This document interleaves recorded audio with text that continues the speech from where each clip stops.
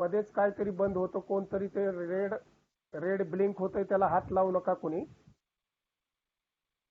कोणीतरी त्या आरोला हात लावला की ते बंद होतंय ते.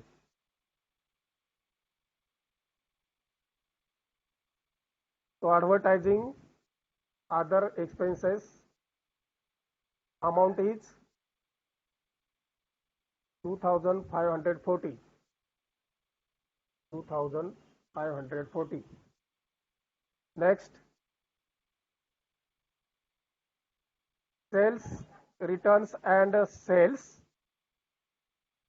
आता जे डेबिटला दिलेले आहेत ते रिटर्न्स आहेत आणि क्रेडिटला रक्कम दिलेली आहे ती सेलची आहे.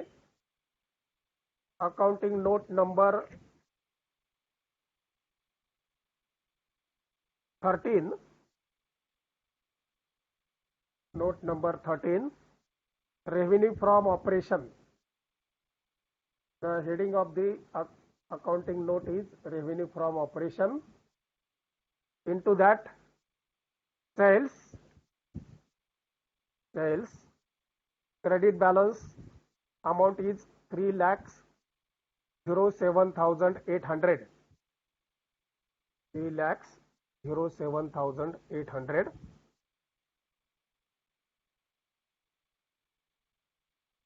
त्याच्यातून लेस returns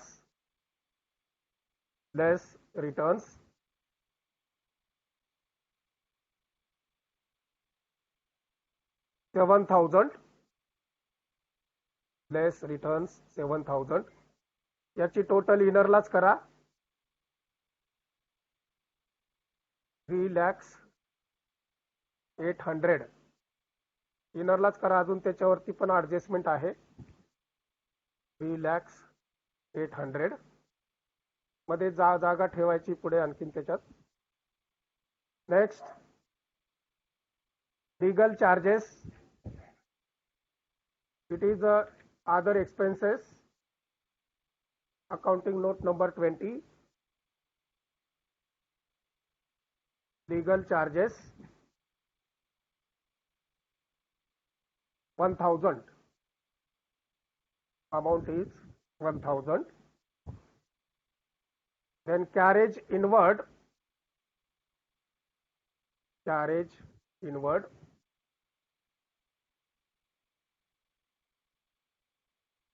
Here we can record this carriage inward.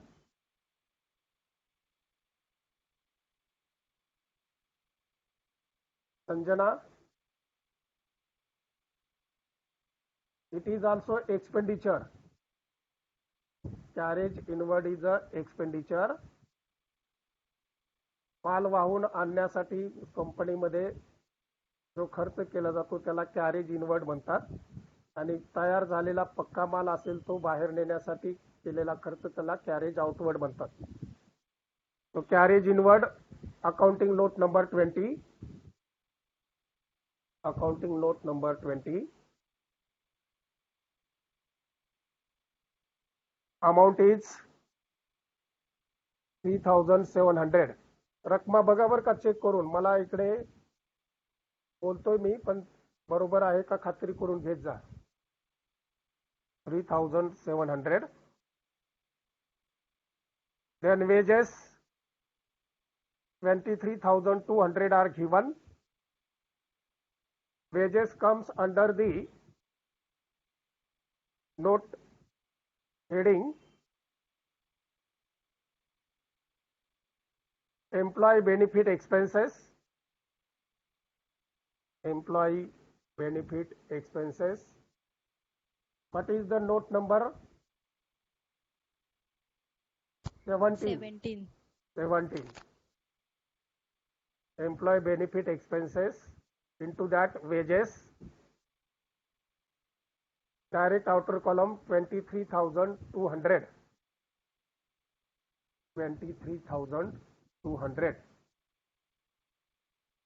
Make the underlines to this 23,200. 2 underlines. Next, rent, rates and taxes, other expenses. Account note number 20. Rent, rates and taxes.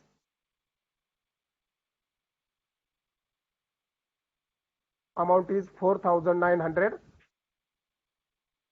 Amount is 4,900. Then share capital amount is given 2 lakhs. We are already recorded it in the accounting note number 1. Issued, subscribed and paid up capital 2 lakhs. In the particular trial balance as well as in the paragraph, same information is given. The amount is also same. So don't make it record for 2 times. Only one recording is to be made. Then 12% debentures, long-term borrowings, accounting note number 3. Accounting note number 3. 12% debentures.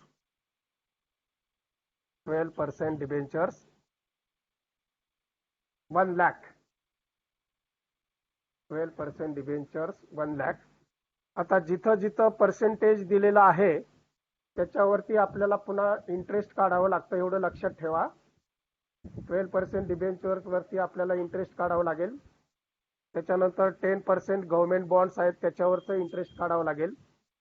जिथं जिथं percentage दिलेला आहे तिथं तिथं ते percentage means that is the amount of interest to be payable or received.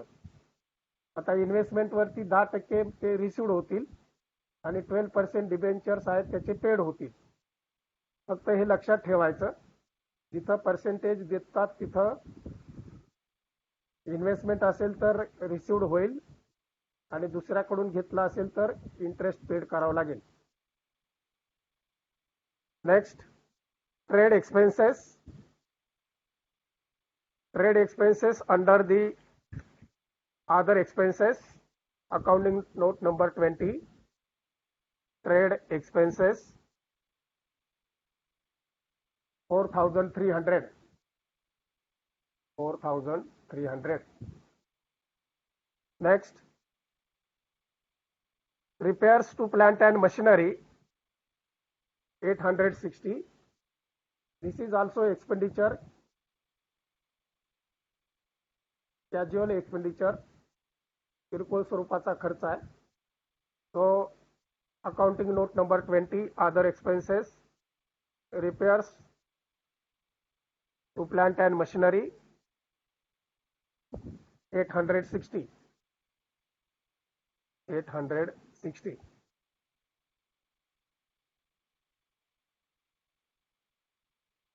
And the last item of trial balance is interim dividend paid for half year to 31st September 2017, 3,500. तर interim dividend जो आहे तिथं आपल्याला reserves and surplus मध्ये त्याची नोंद करायची आहे. Reserves and surplus accounting note.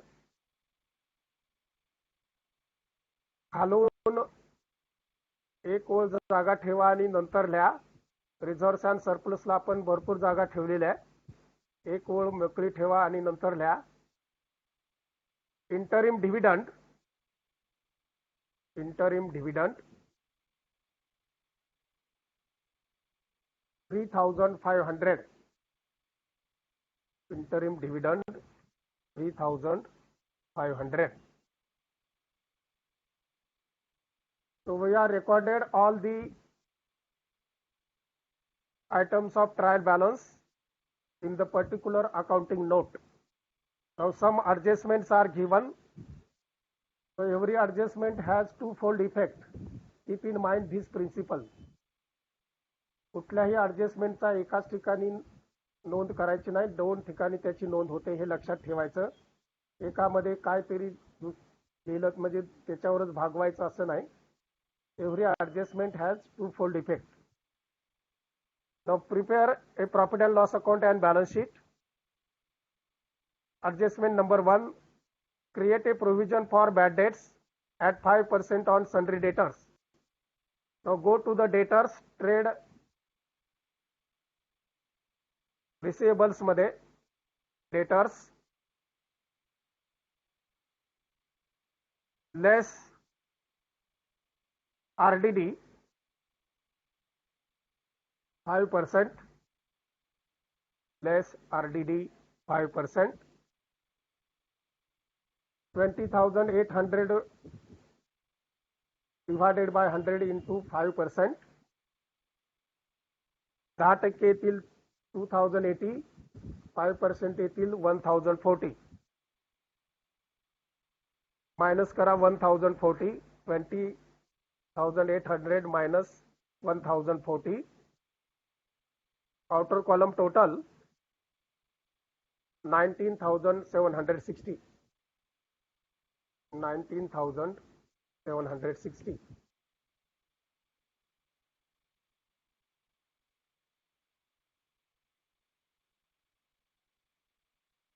तर ह्याचा अदर एक्सपेन्सेस मध्ये नोंद करा.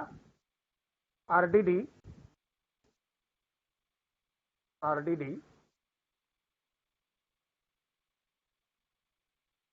1040, so first adjustment, one is deducted from debtors and another shown in the other expenses. Number 2, charge 5% depreciation on plant and machinery. One by one, plant and machinery is given 1,65,600, less depreciation into bracket 5%, less depreciation into bracket 5%, 10% येतील 16,560, त्याच्या निम्मे म्हणजे 8,280, 8,220, deduct करा 1,65,600 minus 8,280, outer column 1,57,320, 1,57,320. Next asset is plant and machinery.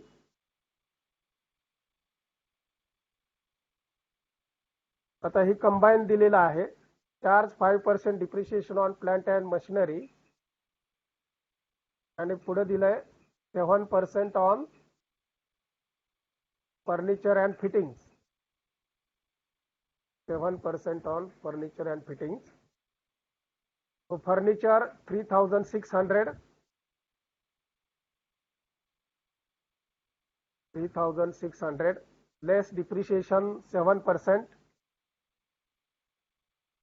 less depreciation 7%. On 3,600, 7% will come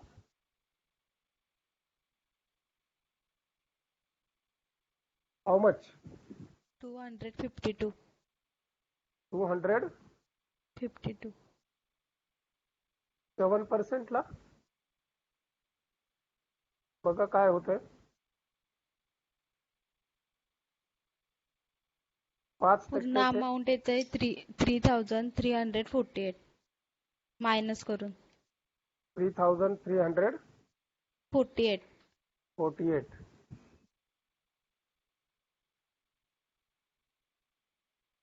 ठीक आहे करा. 7% on furniture,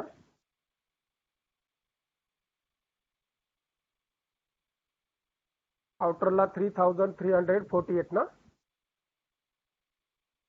हो sir. हां.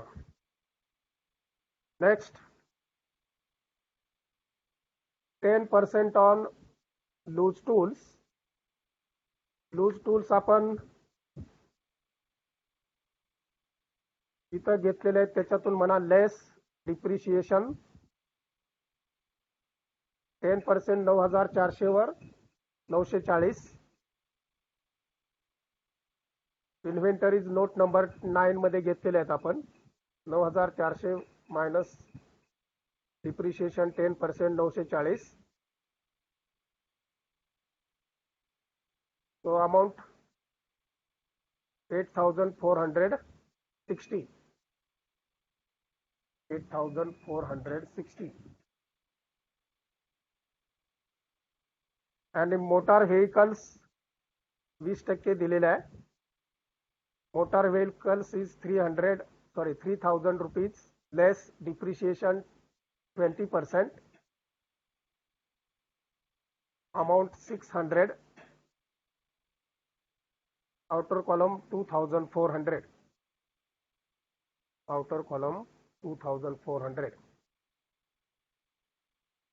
The separate accounting note is made for depreciation and amortization. Separate accounting note we are made depreciation and amortization. आता इथं loose टूल्सची तिथं घ्यायची नाही. लूज टूल्स हे अदर एक्सपेन्सेस मध्ये जातील. ज्या फिक्स्ड असेट आहेत त्याच फक्त डिप्रिशिएशन आपण तिथे घेणार. पहिली घ्या, सेकंड इफेक्ट करतोय आता. Depreciation and amortisation expenses under that plant and machinery 8,280.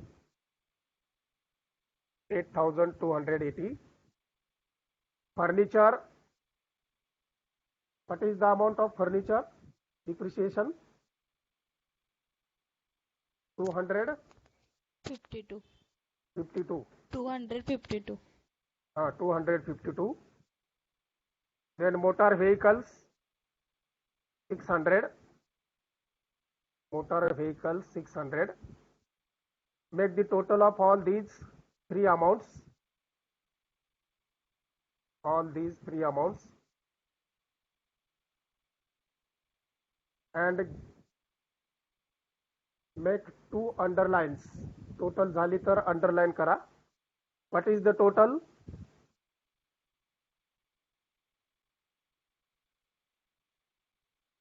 $9,132. 9,132. बेरजा बरोबर करत जा म्हणजे आपलं कुठं चुकणार नाही. आता लूज टूल्स जे आहे त्याचा सेकंड इफेक्ट अदर एक्सपेन्सेस मध्ये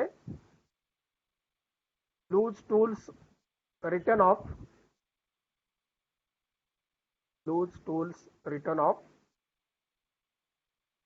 940. अदर एक्सपेन्सेस मध्ये 940. Then third adjustment. The stock in trade on 31st March 2018 was valued at rupees 64,200. 64,200. Inventories मध्ये अकाउंटिंग नोट नंबर 9. जिथं तुम्ही लूज टूल्स लिहिलेले आहेत तिथं क्लोजिंग स्टॉक 64,200. 64,200. आता ह्या दोघांची टोटल करा इन्व्हेंटरीची. टोटल ऑफ इन्व्हेंटरी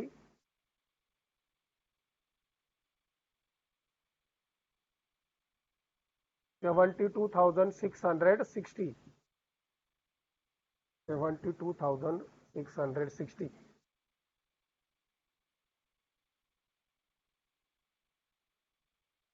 आता चेंजेस इन इन्व्हेंटरी मध्ये changes in inventory accounting note number 16. Second effect of this closing stock. Right there opening stock inner column nil. Opening stock आपल्याला दिलेलाच नाही. Opening stock inner amount nil. Then closing stock 64,200. 64,200.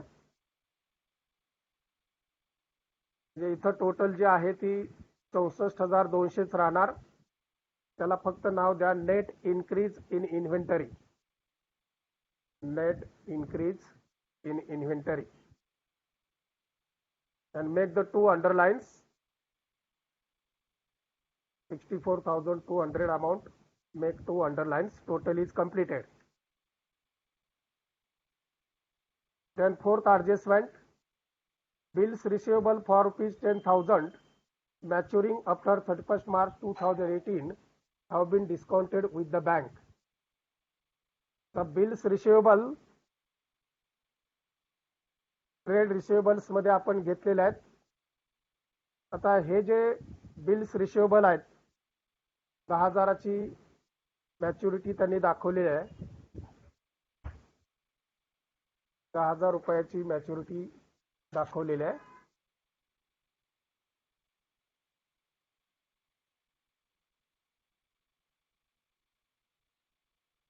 मॅच्युरिंग after 31st March 2018 आपलं year ending आहे 31st March 2018 आणि ते झालंय matured after 31st March.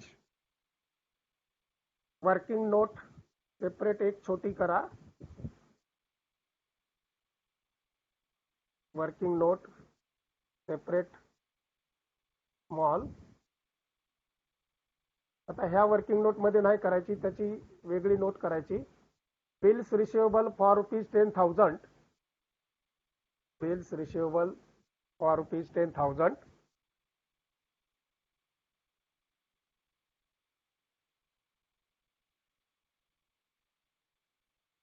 matured after 31st March 2018. Matured after 31st March 2018 have been discounted with bank. Have been discounted with bank.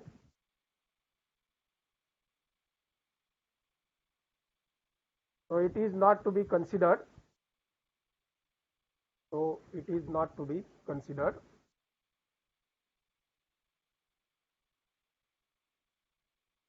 Next, number 5. A claim for compensation of rupees 7,000 by an employee for alleged wrongful dismissal of is being disputed of by the company. आता एखाद्या कामगाराची चुकीच्या पद्धतीनं जे काही dismissal केलेले आहे त्याच्या बाबतीतलं compensation 7,000 रुपीजचं आहे. हे compensation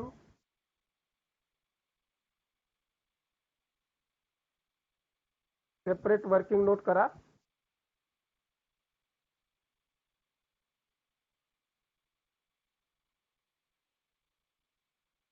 separate working note. A claim for compensation rupees 7,000. A claim for compensation of rupees 7,000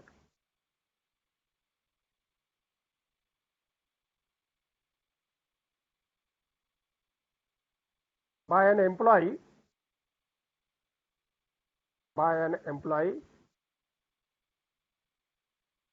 lodged for wrongful dismissal. Lodged for wrongful dismissal is in dispute. Is in dispute. ते अजून भांडणात झालेलं आहे, त्याच्यावर काय निर्णय झालेला नाही. Is in dispute. Next,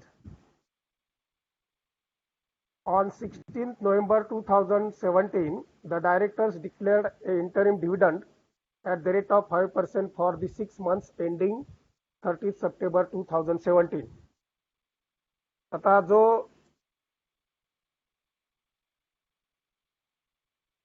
interim dividend आहे 6 महिन्याच्या पुरता तो डिक्लेअर केलेला होता. इंटरिम डिव्हिडंडची रक्कम आपण ऑलरेडी एका ठिकाणी घेतलेली आहे. 3,500 ना. Is it correct? हा 3,500. तर पुन्हा तीच ऍडजस्टमेंट इकडे दिलेली आहे. चा देखील आपण विचार करणार नाही. 7वी adjustment. The directors have proposed a final dividend of X% for 17-18. ही कंटिंजंट लायबिलिटी आहे. कंटिंजंट लायबिलिटीची अकाउंटिंग नोट नंबर 21 करा. अदर एक्सपेन्सेस पर्यंत आपण 20 नंबरला आलो होतो. 21 कंटिंजंट लायबिलिटी घ्या.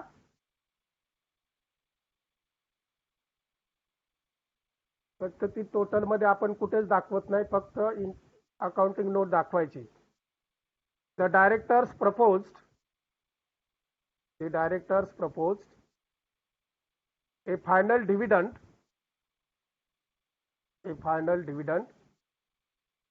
at the rate of 6%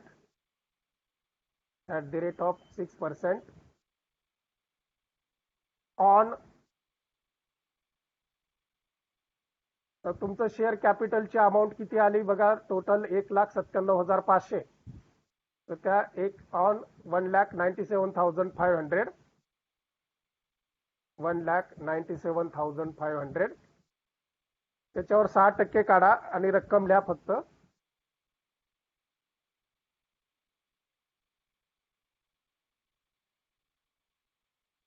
$1,97,500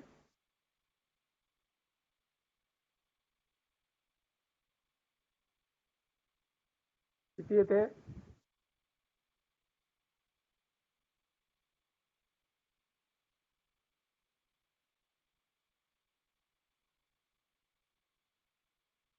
$11,850. ती फक्त कंटिंजंट लायबिलिटी म्हणायचं, बाकीचं काय करायचं नाही, कुठेच आपण ती टोटल घेणार नाही. 11,850. Only contingent liability is to be shown, बाकीचं काहीच करायचं नाही. Next adjustment number 8. Goods worth ₹50,000 were purchased but not recorded. Purchase केलेले आहेत पण रेकॉर्ड केलेले नाहीत. Accounting note number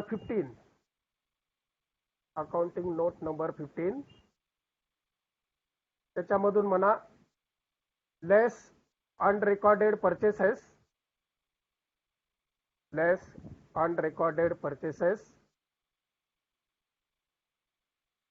$50,000. Less अनरेकॉर्डेड purchases 50,000.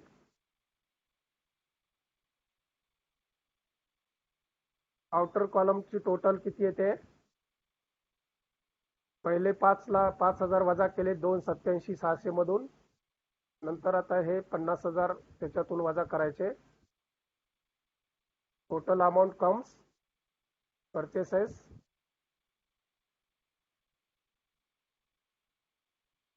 $3,32,600. Is it right?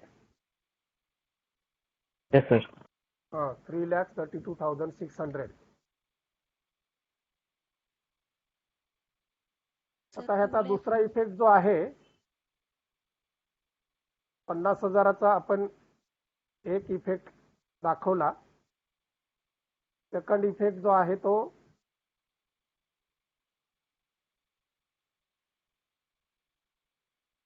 Debtors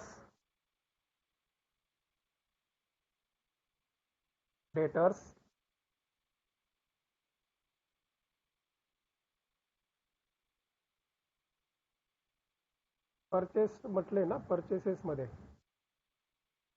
तर डेटर्सला 90 ॲडजस्टमेंटचा इफेक्ट आहे, हा नाही. Goods worth ₹50,000 were purchase but not recorded याचा इफेक्ट होणार नाही. दुसरा 90 adjustment goods worth ₹80,000 were sold but not recorded, हे दोन्ही जे आहेत ते नॉट रेकॉर्डेड आहेत. पुढचा घ्या रेव्हेन्यू फ्रॉम ऑपरेशन जे आहेत, accounting note number 13.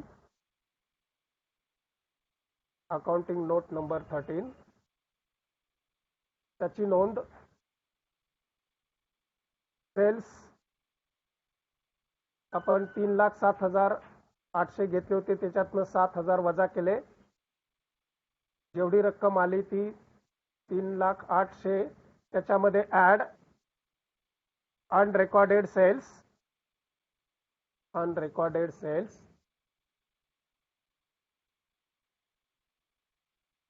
$80,000. अनरेकॉर्डेड cells 80,000. Total आली 3,80,800. 3,80,800.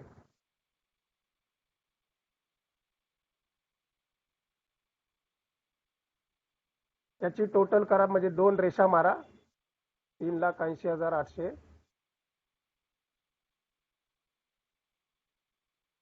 ह्याचा जो सेकंड इफेक्ट आहे तो ट्रेड डेटर्स मध्ये, ट्रेड रिसिवेबल्स जे दिलेले आहेत, accounting note number 10, unrecorded debtors, unrecorded debtors,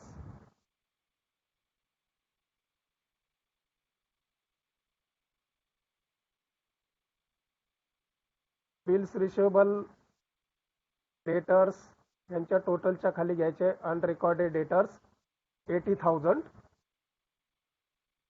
80,000. तिघांची टोटल आली 1,13,360. 1,13,360.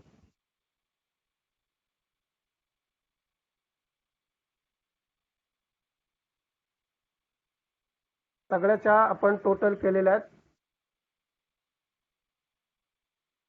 Totals we have made.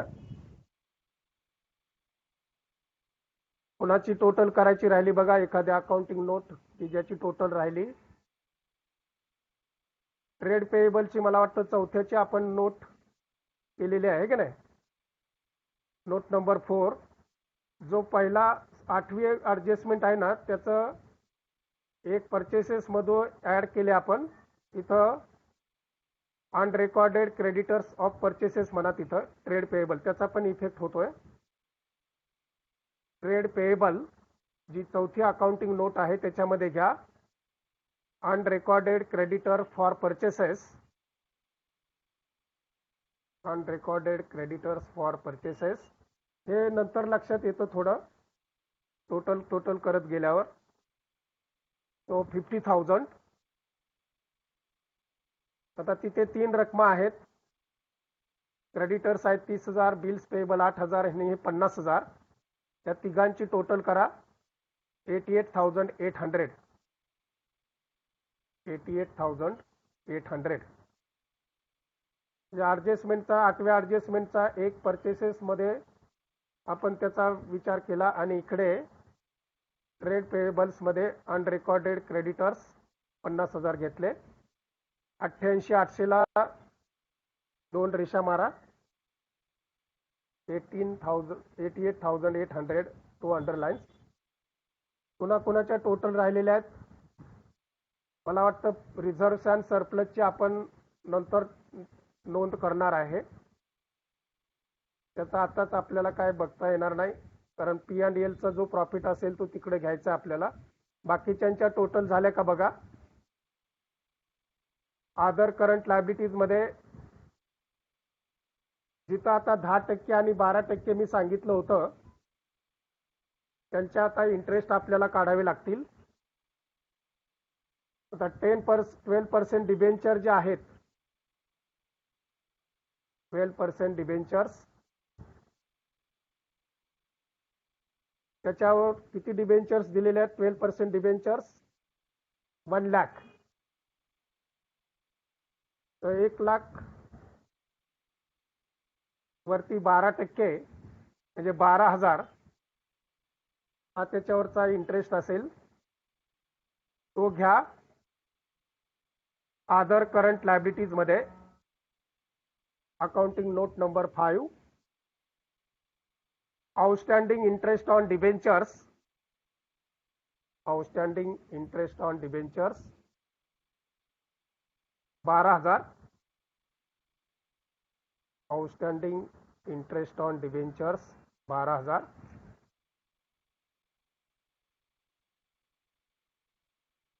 आणि 18वी वर्किंग नोट आपली काहीच घेतलेली नाही आपण. Accounting note number 18 finance cost म्हटलंय त्याच्यात. इथं लिहा ह्याचा दुसरा effect, outstanding interest on debentures. Outstanding interest on debentures 12,000. म्हणजे जी अकाउंटिंग नोट केली त्याच्यात काहीच नव्हतं ते आता इथं आलेलं आहे. फायनान्स कॉस्ट मध्ये आउटस्टँडिंग इंटरेस्ट ऑन डिबेंचर्स 12,000. याची टोटल करा. अकाउंटिंग नोट नंबर 18 12,000 खाली 2 रेषा मारा आणि 10% जे गव्हर्नमेंट बॉन्ड्स मध्ये इन्व्हेस्ट केलेले आहेत, 10% गव्हर्नमेंट बॉन्ड्स मध्ये इन्व्हेस्ट केलेले आहेत. किती आहे इन्व्हेस्टमेंट?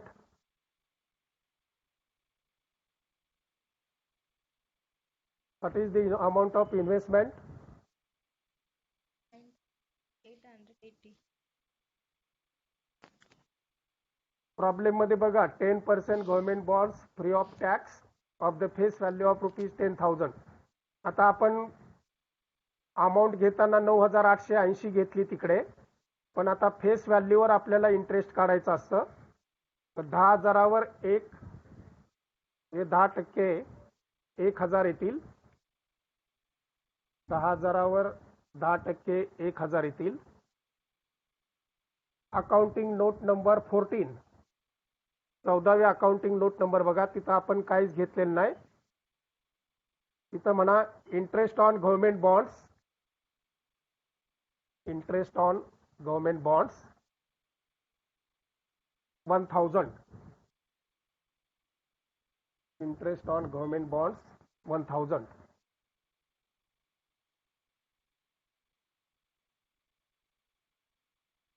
अजून कुठल्या अकाउंटिंग नोटची टोटल राहिली? जे आता राहिलेले असतील ते प्रॉफिट अँड लॉस अकाउंटच्या रिलेटेडच राहिलेले असतील.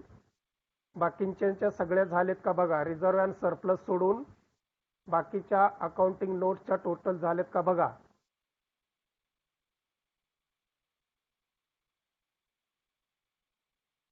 पहिली झाली, तिसरीची टोटल झाली, चौथीची पण आता टोटल झाली, पाचवी 12,600 आहे. सहावीची टोटल किती आली बघा. केली सगळी टोटल 90,157,320. नंतर 3600 मधून जे वजा केले जे राहिले ते, त्याच्यानंतर 2400 टोटल करा त्याची. नंतर इनटँजिबल असेटची 16,000 घेतलेली आपण. नॉन करंट इन्व्हेस्टमेंटची 9,880 आहे. नव्या अकाउंटिंग नोटची टोटल 72,660 घेतलेली आहे. Trade रिसिवेबलची total debtors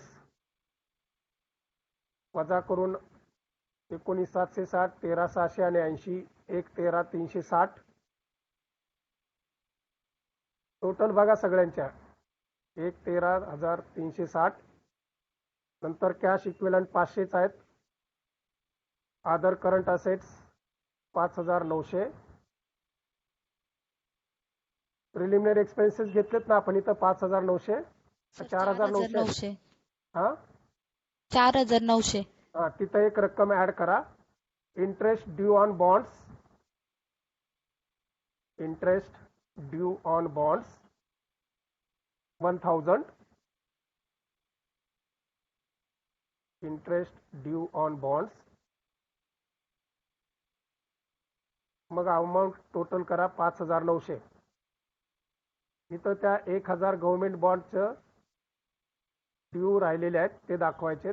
other current assets 5,900. नंतर रेव्हेन्यू फ्रॉम ऑपरेशनची टोटल 3,80,800 आली. 14वी अदर इन्कमची टोटल 1,000 आहे. 15th accounting note total 3,32,600. Changes in inventory 64,200. Employee benefit 23,200. Finance cost 12,000. Depreciation and अमॉर्टायझेशनची टोटल तुम्ही केलेली असेल.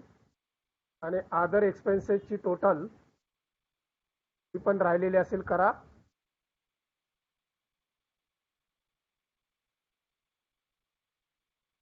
अदर एक्सपेन्सेसची टोटल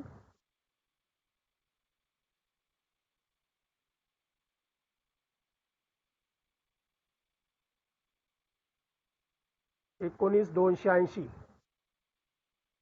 19,280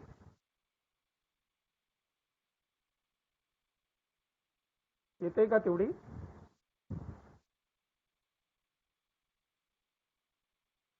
हो सर येते. हा 19,280. फक्त आता राहिली रिझर्व्स अँड सरप्लस ते P&L कडून आलेले आपल्याला तिकडे ट्रान्सफर केल्यावर मग त्याची टोटल मिळेल.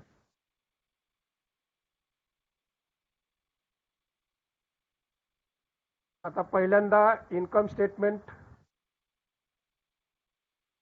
पूर्ण करू म्हणजे त्याचा बॅलन्स आपल्याला माहिती होईल आणि तो बॅलन्स शीट मध्ये तिकडे घेता येईल. Revenue from operation. Come to the income statement. Roman 1 we are recorded revenue from operation. Note number 13. Note number column la 13. Amount inner column 3,80,800. 3,80,800. Second Roman is other income. Accounting note number 14. 13 नंतर 14वी तिथं लगेच घ्यायची. Accounting note number 14. Inner column 1,000. Then outer column total 3,81,800. Outer column total 3,81,800. तर सगळे जे expenditures आहेत account note number 15 14 नंतर 15 येते. फक्त पहिला अकाउंटिंग नोट नंबर 15 लिहा आणि त्याचं हेडिंग आहे परचेसेस.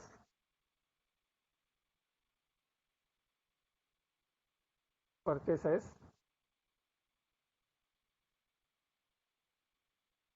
हे एक्सपेन्सेस मध्ये घ्यायचेत. एक्सपेन्सेस मध्ये घ्यायचेत. इनर कॉलम परचेसची टोटल केलेली आपण 3,32,600. पुढची अकाउंटिंग नोट नंबर 16 लिहा. नोट नंबर मध्ये 16 आणि त्याचं हेडिंग इकडे लिहायचं changes in inventories. Changes in inventories note number 16 लिहिली. आता हे वजा करावे लागतील म्हणून इंटू ब्रॅकेट मध्ये घ्या. 3,32,600 खाली इंटू ब्रॅकेट 64,200 64,200 इंटू ब्रॅकेट. पुढची अकाउंटिंग नोट नंबर कॉलमला लिहा 17. त्याचं हेडिंग इकडे एक्सपेन्सेस मध्ये लिहायचं employee benefit expenses. Employee benefit expenses 23,200 इनरलाच 23,200. 17व्या नोट नंतर नोट नंबर 18 कॉलमला लिहा. नोट नंबर 18 त्याचं हेडिंग आहे फायनान्स कॉस्ट. एक्सपेन्सेस मध्ये लिहायचे finance cost. Total is 12,000 inner column. Total is 12,000 inner column. नंतर नोट नंबर 19 नोट नंबर कॉलमला 19 लिहा. त्याचं हेडिंग आहे depreciation and amortisation expenses. Depreciation and amortisation expenses. Amount is 9,150. Sorry किती येते बघा तुमची. मला मी अंदाज सांगितला. किती आली तांडेल? 9,132. 9,132. 9,132. पुढची note number 20 other expenses. Note नंबरला 20 लिहायचं आणि इकडे लिहायचं अदर एक्सपेन्सेस. 19,280 इनरला टोटल 19,280.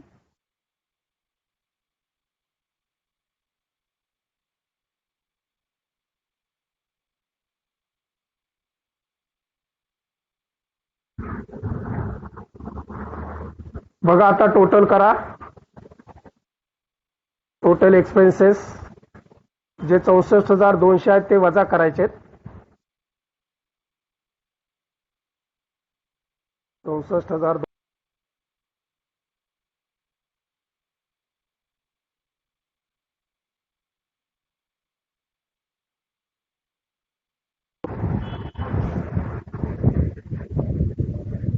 फोन करणाऱ्याला पण कळत नाही लगेच गडबड.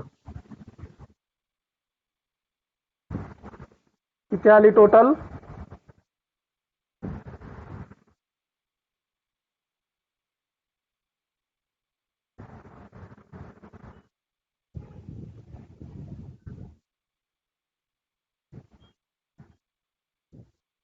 एक्सपेन्सेसची टोटल किती आली? 15, 16, 17, 18, 19, 20 ह्या अकाउंट नोटची टोटल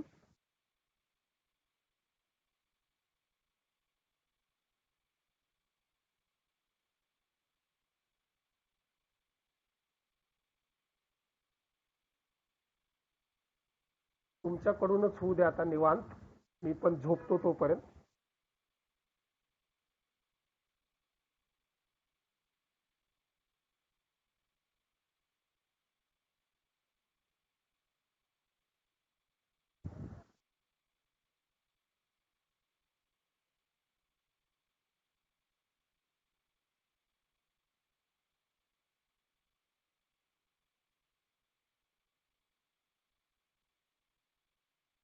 बेरजा करण्याच्या बाबतीत फार वेळ घेता राव तुम्ही.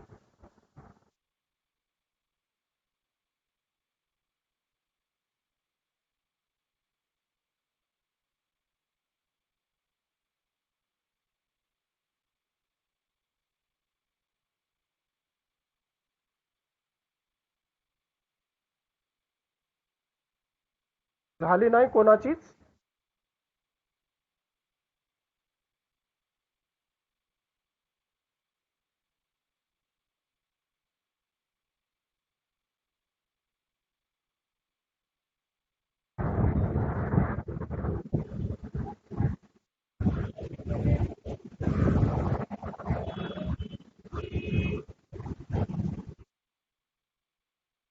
किती आली टोटल? बाबा सर कॅल्क्युलेट. हा अदर एक्सपेन्सेसची टोटल काय आली? तेच विचारतोय मी तुम्हाला. नाही 20 नोट.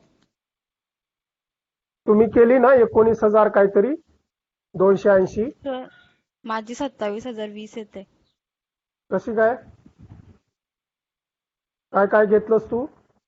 ॲडव्हर्टायझिंग, हा. लीगल चार्जेस, कॅरेज इनवर्ड, नाही रेंट रक्कम अँड सांग, रेट्स. रक्कम सांग. ऍडव्हर्टायझिंग 2,540. हां आणि हा. Legal charges 1000, 1,000. हा कॅरेज इनवर्ड 3,700, हा रेंट रेट्स 4,900, हा ट्रेड एक्सपेन्सेस 4,300, हा रिपेअर्स टू प्लांट मशिनरी 8,600, हा 860 आहेत फक्त ते.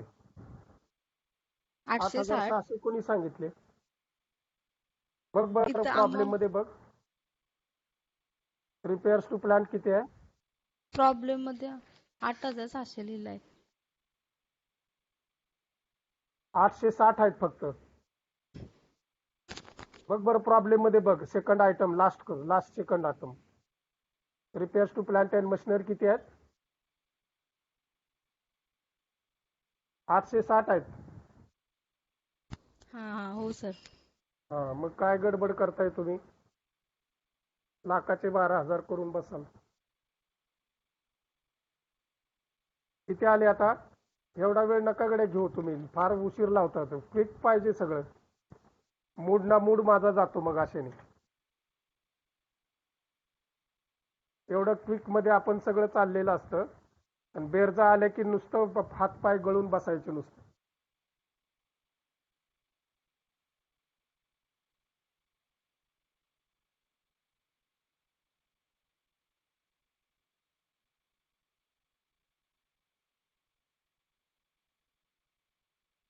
संजना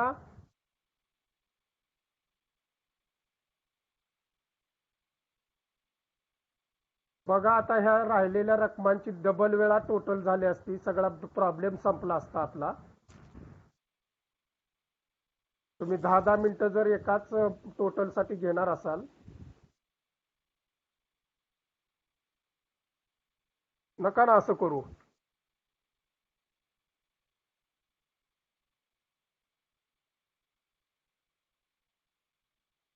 एवढं 3,32,012 मस्तपैकी चालली. 1,00,000 3,32,012 3,32,012. ते वजा करा आता वरच्या ह्याच्यातून. 3,81,800 आहेत ना, त्याच्यातनं वजा करा 3,32,012.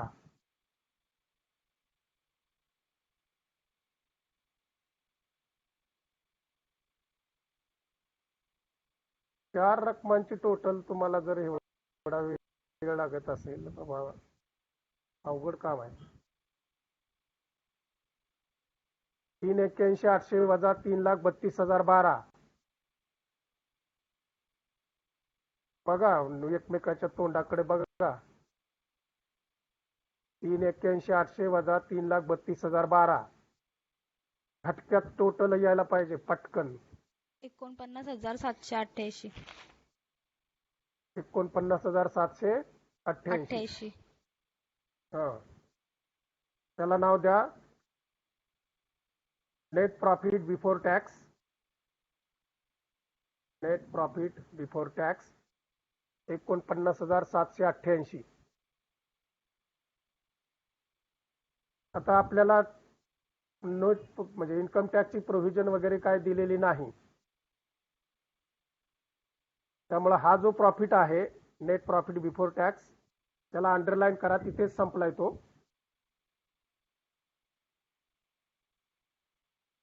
आता पुढे लिहा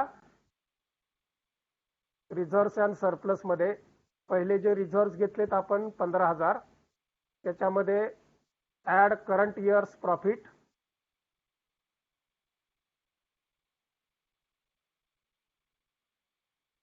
पहिला प्रॉफिट अँड लॉस अकाउंट काय आलंय का? रिझर्व्स अँड सरप्लस मध्ये 15,000 अजून काय घेतलंय? काय नाही सर, नाही ना. 15,000च आहेत.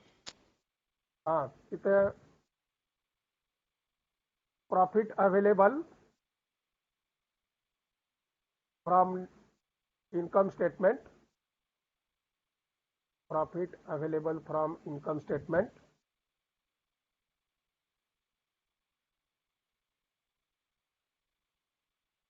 $49,788. 49,788.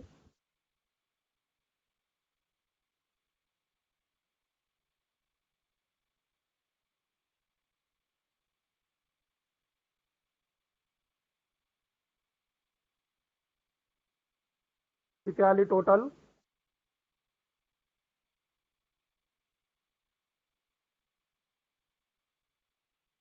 बाबा बाबा बाबा बाबा 15,000 अधिक 49,788. बाबा,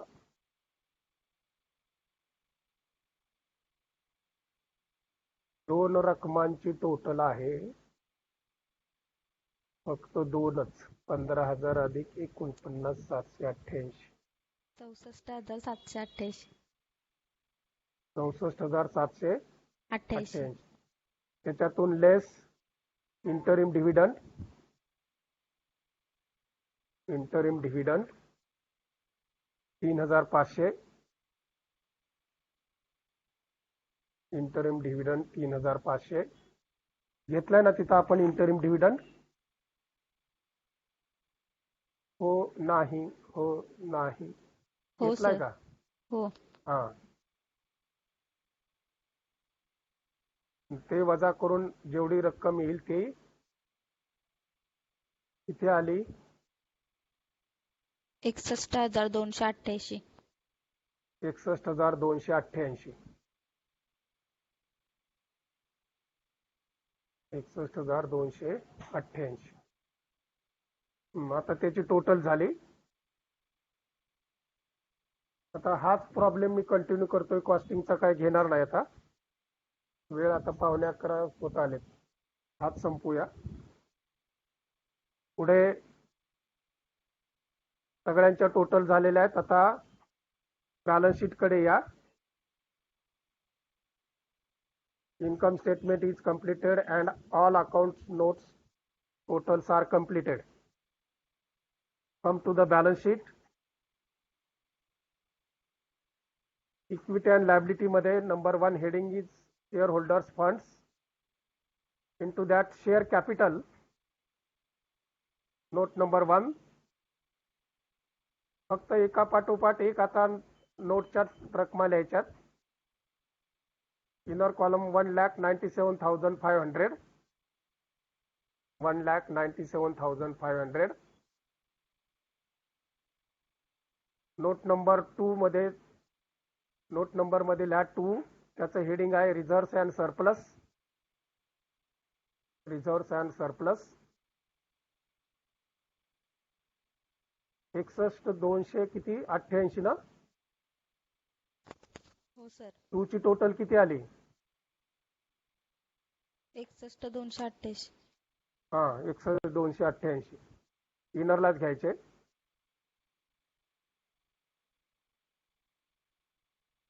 दोघांची टोटल आउटरला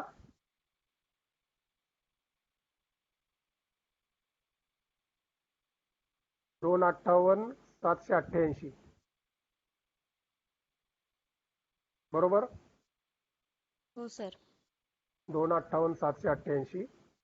नंतर note number 3 non current liability मध्ये लॉंग टर्म बॉरोइंग्स. त्याचं हेडिंग आहे long term borrowings. Note number 3 direct outer column 1,11,180. 1,11,180. नंतर थर्ड मध्ये करंट लायबिलिटीज मध्ये अकाउंटिंग नोटला नंबर टाका 4. Account note number 4 कॉलमला. त्याचं हेडिंग आहे trade payables.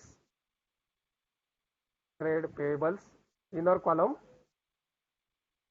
88,800. 88,800. Account note number 5. 5 number टाका नोट नंबर मध्ये. त्याचं हेडिंग आहे other current liabilities. Other current liabilities. Total आहे 12,600. इनरला 88,800च्याच खाली 12,600.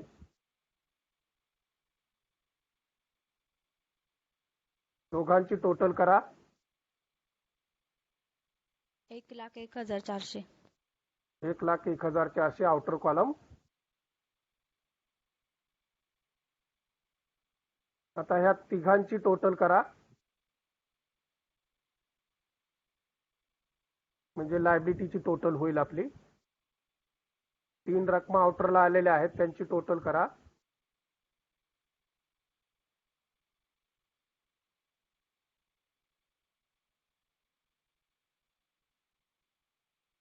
₹4,72,068. 4,72,068. बाकीचे बघा रे. 4,72,068.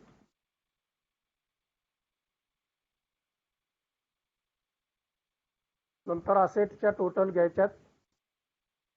नोट नंबर मध्ये नंबर लिहा 6. त्याला आपण हेडिंग दिलेलं आहे नॉन करंट असेट.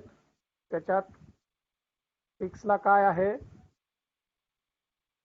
हेडिंग काय आहे 6चं? Tangible assets. ते पर्टिक्युलर्स मध्ये इकडे लिहायचे. नॉन करंट असेट मध्ये टँजिबल असेट्स. जेवढी टोटल आहे तेवढी लिहा इनरला. टँजिबल असेट्स किती आली टोटल नोट नंबर 6 ची?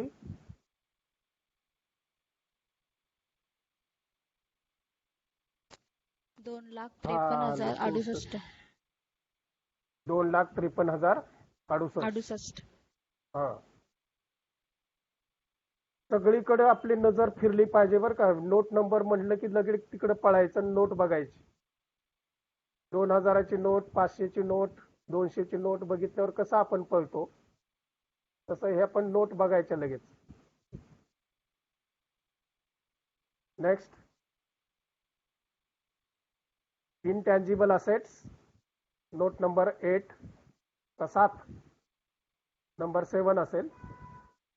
नंबर 7 त्याचं हेडिंग इनटँजिबल असेट्स 16,000 इनरला, आणि नोट नंबर 8 नोट नंबरला टाका आणि त्याचं हेडिंग आहे नॉन करंट इन्व्हेस्टमेंट 9,880. 9,880.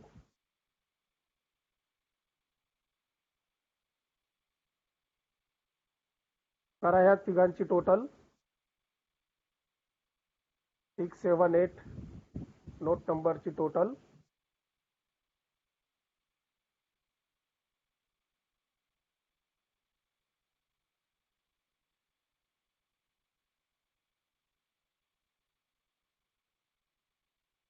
दोन लाख 78,948. 2,78,948. नंतर सेकंड हेडिंग दिले आपण करंट असेट्स, त्याच्यामध्ये नोट नंबरला टाका 9, त्याचं हेडिंग आहे इन्व्हेंटरीज. करंट असेट मध्ये पहिलं लिहायचं इन्व्हेंटरीज. त्याची टोटल इनरला 72,660.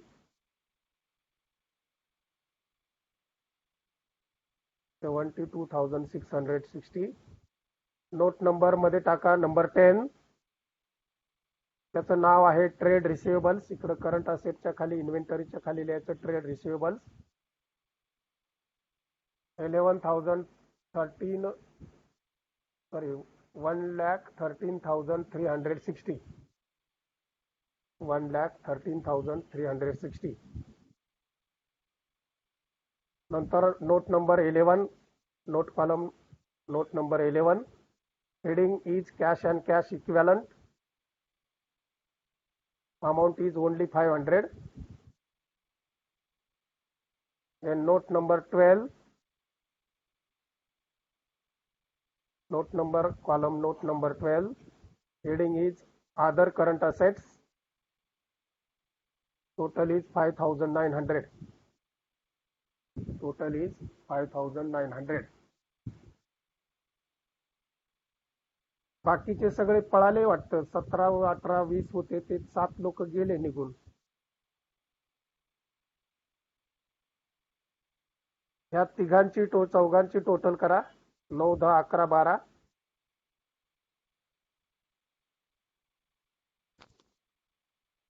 1,92,420. 1,92,420. आता ह्या दोन्ही रकमांची टोटल वरती जेवढी आली तेवढीच येणार. लायबिलिटीची टोटल जेवढी आहे तेवढी असेटची टोटल येणार. बघा, खात्री करा.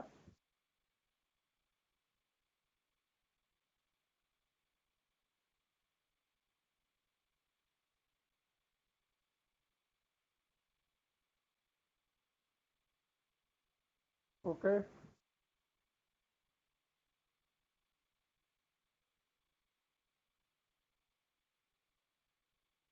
दोन रकमांची नाही येत सर. किती येते? टोटल येते 4,71,368 आणि ऍसेटची. वरची वरचे येते 4,72,067 कितीचा फरक येतोय?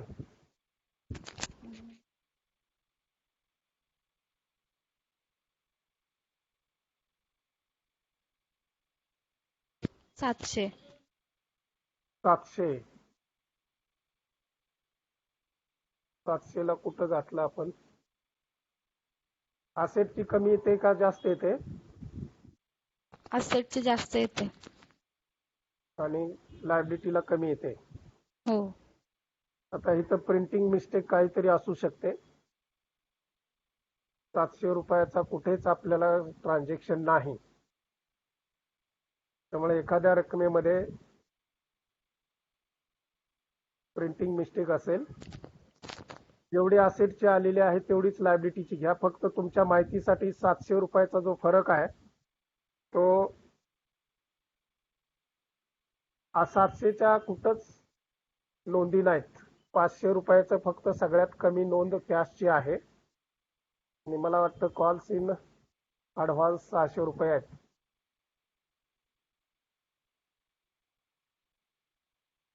तर हा जो फरक आहे तो कुठेतरी प्रिंटिंग मिस्टेकचा असेल.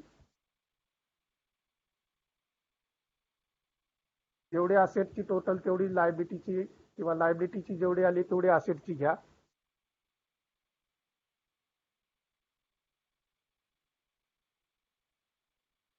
मला जर तो मिळाला तर मी नंतर सांगेन. ते टोटल केल्याशिवाय पुढच्या गोष्टी काही समजत नाही. Okay, that is a negligible. Sometimes in the book while printing the amounts the mistake is to be committed. बाकीच्या आपल्या सगळ्या नोंदी आपण व्यवस्थित केलेल्या आहेत त्यामुळे काय तशी अडचण नाही. तर आता इथे थांबूया. उद्या सॅटर्डेला आहे का माझा पिरियड?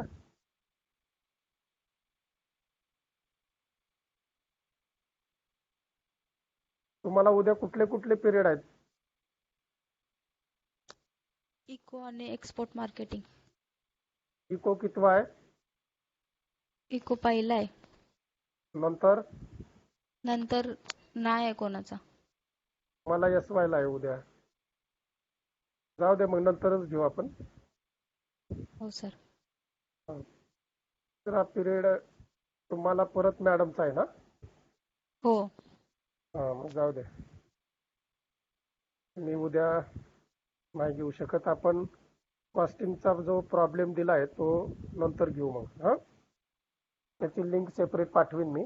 फक्त प्रॉब्लेम तुम्ही वहीत लिहून ठेवला असेल तोच पुढे कंटिन्यू करू. Okay, bye. जरा कॅल्क्युलेशनची प्रॅक्टिस करा बाबा. मला थोडासा मूड आलेला असतो आणि तुमच्यावर टोटल करायला सांगितलं की तुम्ही मूड ऑफ करता. Okay bye. चला.